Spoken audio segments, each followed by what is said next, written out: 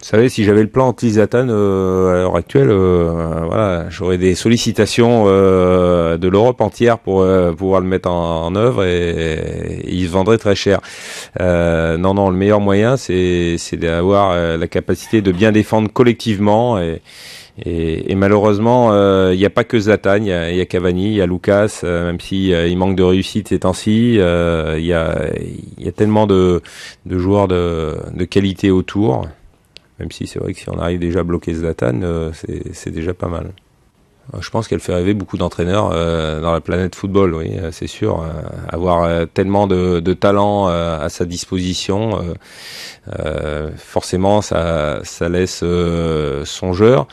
Maintenant, vu les échéances qui arrivent pour le Paris et surtout les envies de titre, ça fait partie.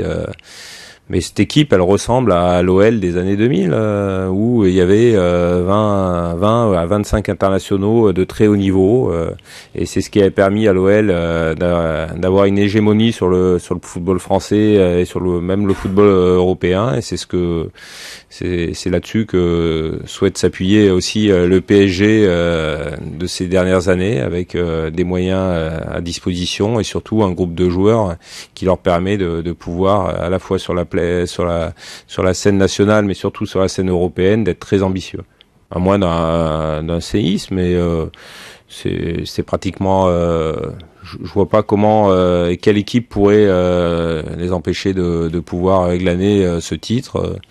Parce que même là, si on parle de crise à Paris, pour le moment, ils sont invaincus en championnat. Ils ont été très peu en difficulté. Simplement, je pense qu'ils sont accaparés par la scène européenne tout de suite. Et puis, je pense que dès que physiquement ils auront un groupe homogène, ils reprendront leur cycle qui doit leur permettre de remporter un troisième titre consécutif.